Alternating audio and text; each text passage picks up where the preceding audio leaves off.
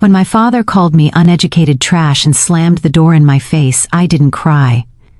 I stood there on the porch, holding a suitcase that wasn't even mine. It was a hand-me-down from my cousin, scuffed at the corners, handle taped with duct tape, and I remember thinking how cold the doorknob felt. Cold like the silence that followed. Cold like the part of me that froze that night and never really thawed again. It wasn't raining, though it felt like it should have been. The sky was heavy, thick with that strange humidity before a storm. I could hear Mom inside, whispering something, probably begging him to calm down, but his voice cut through her like steel. "She made her choice," he shouted. "Let her live with it." That was the night I stopped being their daughter and became a burden they wanted to forget. Funny thing is, years later, it was them standing on my porch, older, thinner, eyes softer with regret, asking if they could stay for a while. But let's not rush there yet. Let's go back before the suitcase, before the shouting to the quiet mornings when everything still felt possible.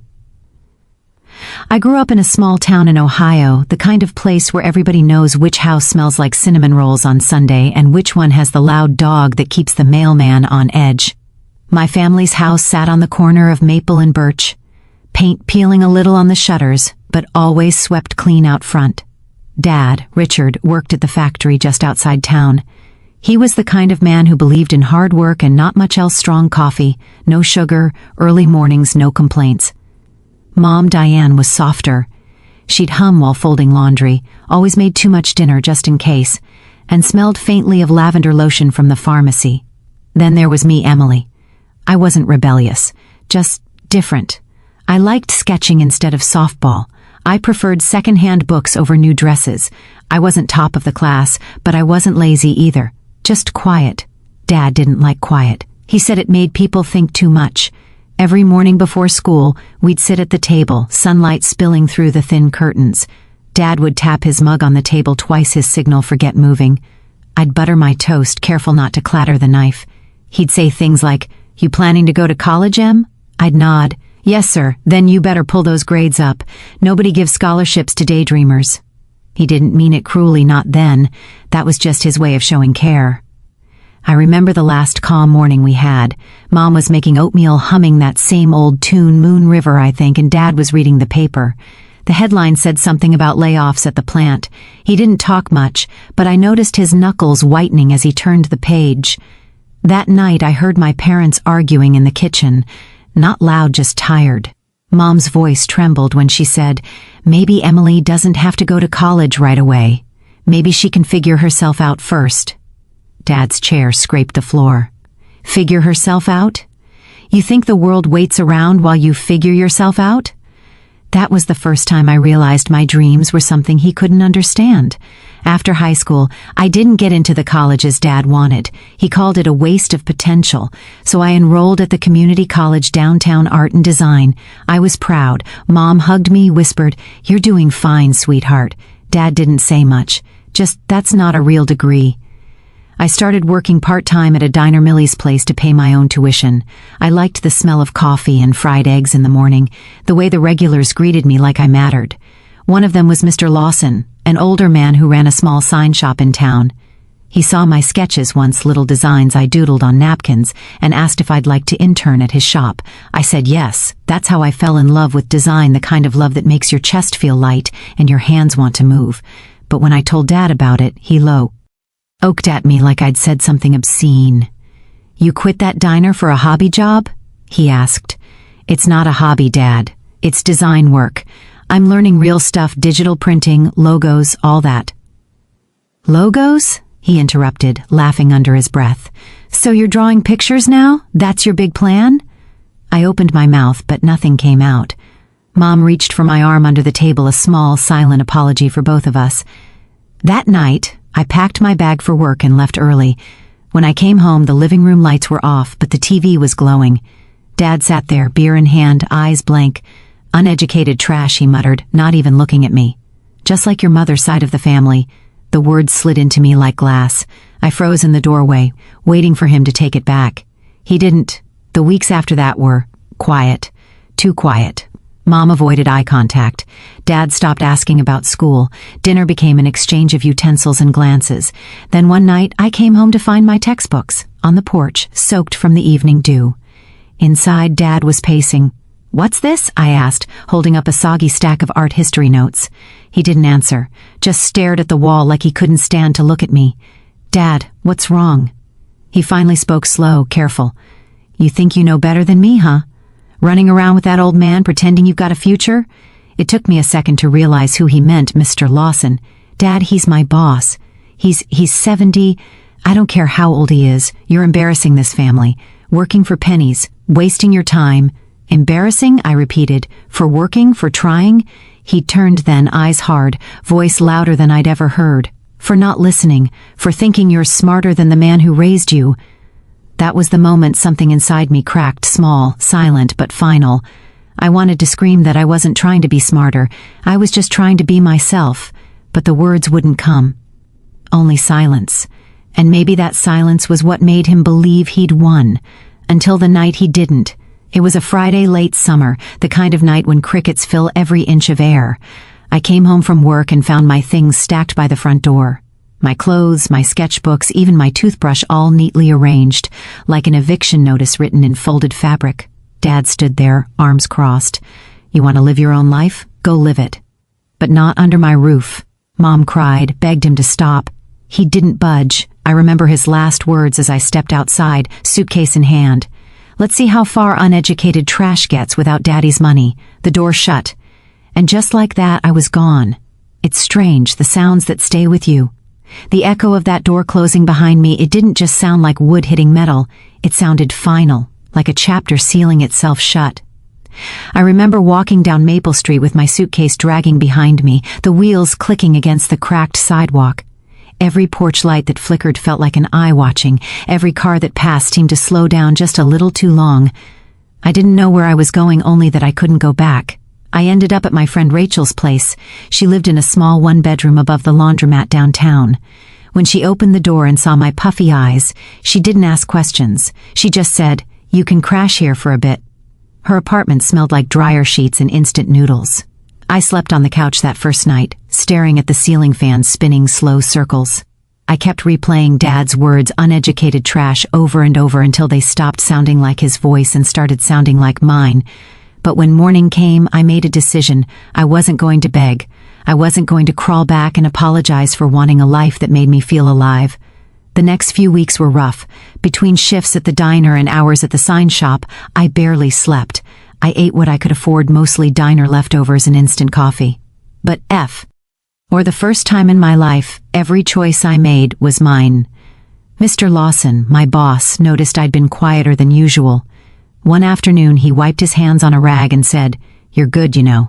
Got an eye for balance." I smiled weakly. "Thanks. My dad doesn't think so." He gave a low chuckle. "Most dads don't understand art until someone offers to buy it." He was right. With his encouragement, I started freelancing, designing small logos for local businesses. The bakery across the street wanted a new sign. The barber shop needed flyers. Word spread slowly, and my name started circulating. A few months later, I rented a tiny studio apartment barely big enough for a bed, a desk, and a hot plate, but it was mine. Mom called once in a while, always from a blocked number. She'd whisper, "How are you, honey?" and then lower her voice like she was hiding in the laundry room. "I'm okay, Mom," I'd say. "I'm working. Your dad—" She'd start, then stop. "He's just stubborn." I wanted to ask if he missed me, but I never did. I didn't want to hear the answer. Time moved on. 1 year became 2, then 5. I worked my way up from freelancing to running my own small design studio. Nothing glamorous, but steady. I had a handful of loyal clients, a few employees, and a little sign above the door that said Emily Lane Designs. Every morning I'd unlock the shop, breathe in the smell of fresh paper and ink, and think, this is my life. Sometimes I'd drive past Maple Street. The house looked smaller than I remembered, the shutters still peeling. The same old truck in the driveway. But I never stopped. Then came the year everything changed. It started with a phone call from Mom. This time she didn't whisper, "Em?" Her voice was shaky. "Your dad lost his job." I sat back in my chair. "At the factory?" She sighed. "They shut it down." After 30 years just like that. He's been different lately, angry. I wanted to feel sorry for him, I did, a little, but another part of me remembered that porch, that suitcase. I swallowed hard. Is he okay? He's trying, she said softly, but it's been months. He won't apply anywhere else. Says he's too old to start over. Maybe I could help. No, she cut in. Don't say that. He'd never accept it. I understood. Pride was his oldest friend. Over the next year, Mom's calls became less frequent but heavier. Their savings ran out. The truck broke down. Medical bills piled up. Dad refused to sell the house, said it was the only thing he built with his own hands. Meanwhile, my life grew steadier. I expanded my studio, hired 2 designers, and finally felt stable. For once, I could afford more than survival. I could breathe. But deep down, there was still a quiet ache, that small part of me that wanted my father to call, to say I was wrong. He never did. 2 winters later, I got another call, this time from a neighbor back on Maple Street. "Emily?" she said. "It's Mrs. Harris from next door. I don't mean to pry, honey, but I think your parents are in trouble." "Trouble?" She sighed. "I see the lights off most nights, the house looks cold, and your mom has been walking to the grocery store in the snow. You might want to check on them." I hung up and sat still for a long time. It had been 7 years since I'd stood on that porch, 7 years since my father's voice had broken something inside me, but something told me I had to go. When I pulled up to the old house, it looked hollow. The grass overgrown, paint chipping worse than ever. I knocked on the door. It opened slower than I expected. Mom stood there, smaller, thinner, eyes ringed with exhaustion. For a moment, she just stared at me. Then her lips trembled. "Emily?" she whispered. "Oh my God, Emily." She pulled me into her arms, sobbing quietly against my shoulder. The house smelled different, damp, stale, like something left out in the rain. Then I saw him. Dad sat in his old recliner, a blanket draped over his knees. His hair was gray now, thinner. He looked at me, not with anger, but with something worse, shame. "Well," he muttered, his voice rough, "look who made it." I didn't respond. I just nodded. Mom motioned for me to sit. "Your father's been sick," she said. "The doctor says it's his lungs." He coughed, then deep, rattling. For a second, I saw the man who'd once built our home from scratch. And then I saw the man who'd thrown me out of it. I wanted to be angry, but all I felt was tired. We sat in silence until Mom whispered, "He didn't mean what he said, you know." Back then, Dad shifted in his chair, eyes glancing at the floor. "I meant it," he said quietly. "I just shouldn't have said it." That was as close to an apology as he could give, and maybe, just maybe, it was enough to start something new. Before I left that night, Mom walked me to the door. "He won't admit it," she said softly, "but he's proud of you. He sees your signs all over town." I smiled sadly. He could have told me that himself. "I know," she whispered. "He's just afraid." "Afraid of what? That you don't need him anymore." I didn't answer, because she was right. When I drove home that night, the air was cold, the stars sharp against the dark sky. My phone buzzed a message from an unknown number. It was one line, "I'm sorry, Dad." I didn't reply, not yet, because forgiveness isn't just a word, it's a journey, and I wasn't sure I'd reached the end of it yet. The next few weeks after that visit were heavy in ways I hadn't expected. I'd wake up early, make coffee, stare at the steam curling out of my mug, and think about him, that look in his eyes when he saw me. Like pride and regret had gotten tangled together and couldn't find a way out. I told myself I'd done my part. I'd shown up. I'd been civil. I didn't owe them anything more. But then, one evening, I got a call from Mom again. Her voice was trembling. "Emily," she said, "they're foreclosing on the house." I froze. "What do you mean?"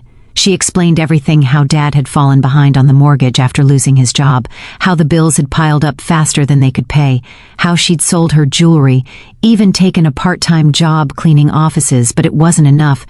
"We have to leave by next month," she whispered. "I don't know where we'll go." For a moment, I couldn't speak. I looked around my apartment, the framed art on the walls, the warm yellow light, the little reminders of the life I'd built, and my heart clenched. Because I realized something that made me angry and sad all at once. No matter how much I'd tried to move on, part of me was still that girl on the porch, waiting for her father to say, "Come back home." Only now, it was them who had nowhere to go. That night, I sat in bed, staring at the ceiling. My mind kept flicking between memories: Dad teaching me to ride a bike, Dad slamming that same front door in my face, Mom sneaking me leftover pie when he wasn't looking. I wanted to help her, but him? That was harder. When morning came, I called Mom. "You can come stay with me," I said, "just until you figure things out." There was silence on the line, then a soft sniffle. "What about your father?" I hesitated. "If he's willing to come—" When I hung up, my stomach twisted, because I already knew he'd rather sleep in his truck than under my roof. 2 days later, I heard a knock on my door. When I opened it, Mom was there, coat too thin for the cold, eyes tired but warm. Behind her stood Dad, hands buried in his pockets, face blank as stone. "Evening," he said quietly. "Hi, Dad." He nodded once, like it physically hurt him to say anything else. I stepped aside. "Come in." They shuffled inside awkwardly. Mom kept saying, "It's so nice, Emily," while Dad just stood there, eyes scanning the space, the art prints, the sleek desk, the framed photo of me shaking hands with the mayor at a local business event. I saw the realization flicker in his face. She did all this without me. We ate dinner in silence that night, chicken stew and fresh bread. Mom chatted, tried to fill the gaps, but every few minutes Dad would cough, the sound dry and hollow. After we finished, he finally spoke. "You did all right," he said. I didn't look up. "I did?" He shifted in his chair. "Didn't need my help after all." "Guess not," I said quietly. He nodded, staring at his bowl. "Good for you." It wasn't an apology, but in his. For the first few weeks, it felt like walking on glass. Mom helped around the house, cooking, cleaning, humming softly like she used to. Dad mostly stayed in the guest room, reading the paper, coughing now and then. Some nights I'd find him sitting on the balcony, staring out at the city lights. I'd almost ask him what he was thinking, but I never did, until one night I did. He was sitting out there again, wrapped in an old flannel blanket, his breath visible in the cool air. "Couldn't sleep?" I asked. He shook his head. "Too quiet here." "Too quiet?" I laughed lightly. "You used to complain our house was too noisy." He smirked faintly. "Guess I got used to it." We sat there in silence for a while, the hum of distant traffic filling the space between us. Then he said something that caught me off guard. "I saw your work on that new sign downtown, the bookstore." "Yeah," I said, surprised. "That was me." He nodded slowly. "It's good, clean, feels honest." I smiled. "Thanks, Dad." He didn't look at me. "You know, I thought I was protecting you," he said quietly. "When I said those things back then?" I turned toward him. "By calling me trash?" He flinched, eyes glistening. "I didn't mean it like that. I didn't want you to fail. I thought college was the only way out of this small life I built. And when you didn't follow that..." I saw it as rejection. Of me. It was the first time he'd spoken like that, vulnerable, stripped of pride. I took a deep breath. "You didn't need to protect me, Dad. You just needed to believe in me." He nodded, jaw trembling slightly. "Guess I learned that too late." We sat there until the chill crept in. When he went inside, he paused at the door and said, "Thanks for letting us stay." And in that moment, I realized he was saying sorry, in his own broken way. Over the next months, our rhythm slowly changed. Dad started helping out around the building, fixing things for neighbors, tinkering with small repairs like he used to at home. People liked him. They'd drop by with coffee, say, "Your dad's handy." And for the first time in years, I saw a light return to his eyes. One day, he came to my office while I was working on a design draft.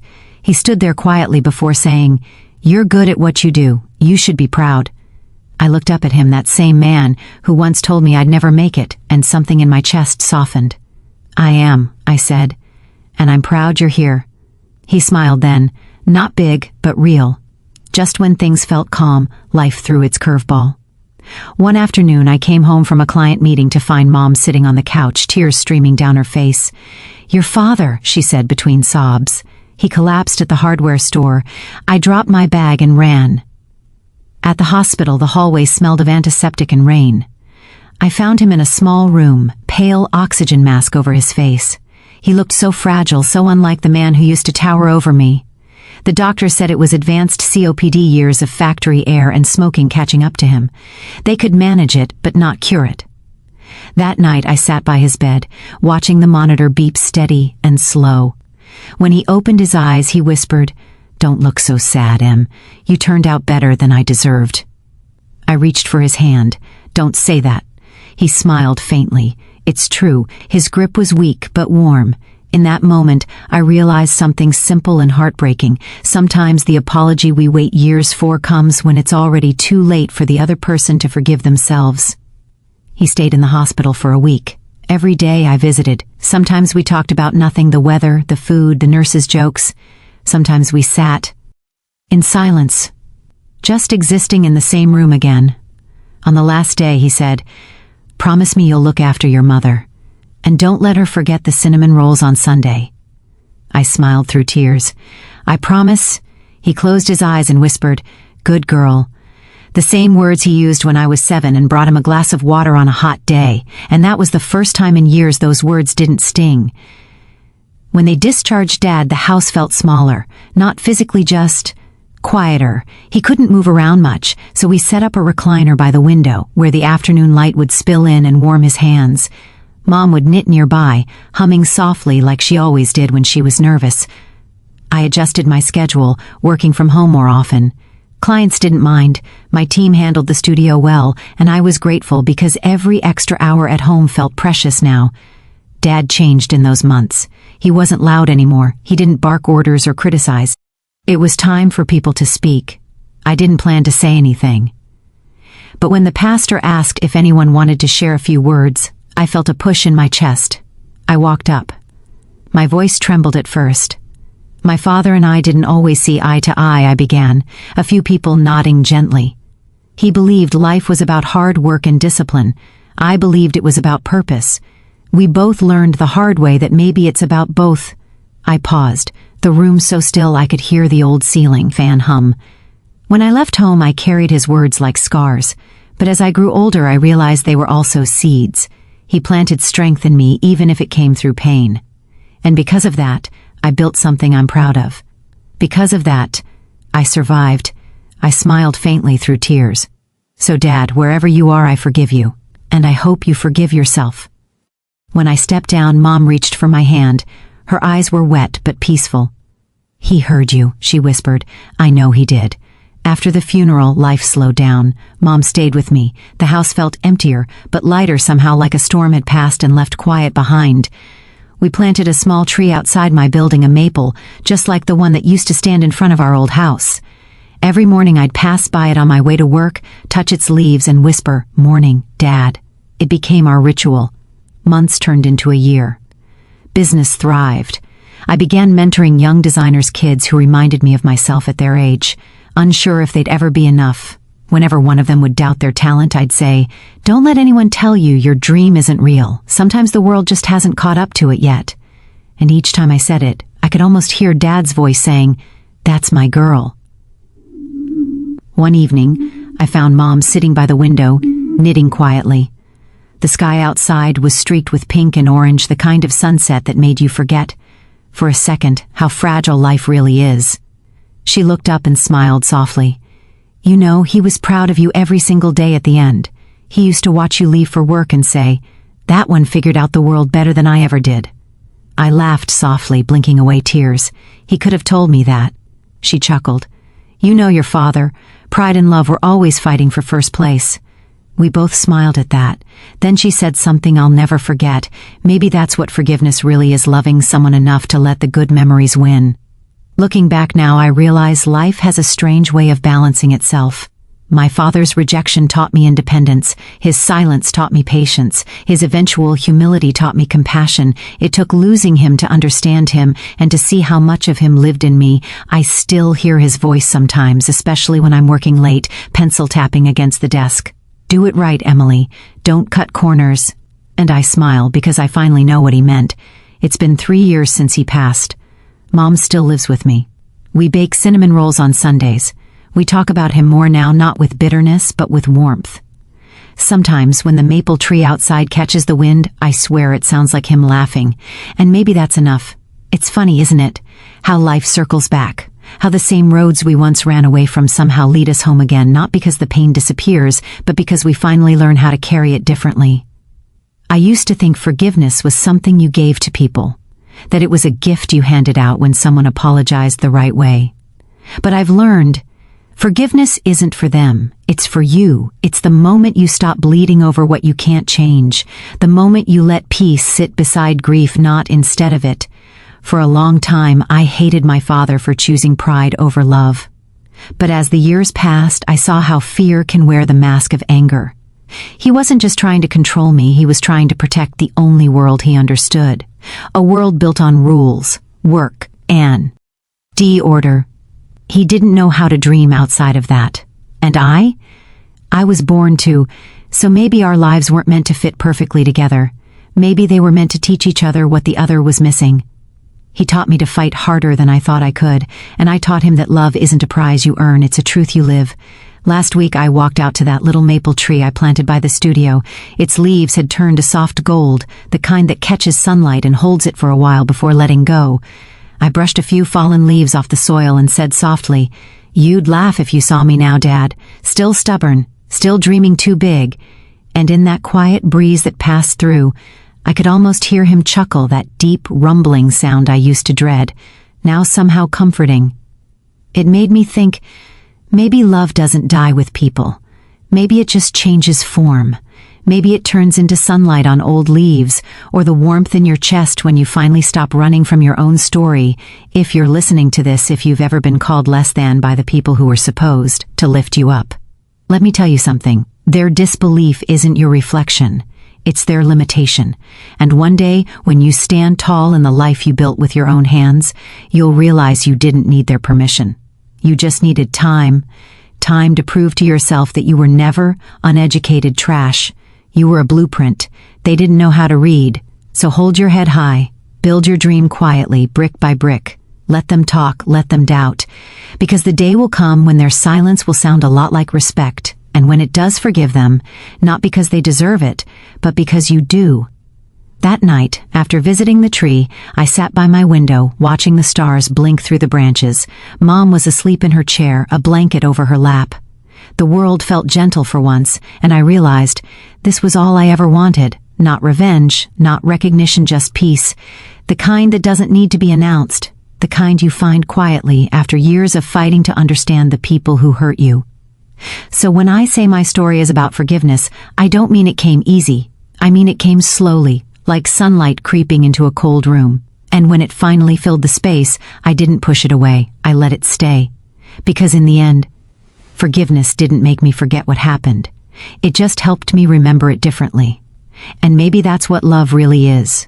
Not the way we hold on to each other, but the way we let go, without bitterness, because sometimes the people who broke us are the same ones who built the strength we needed to become whole again.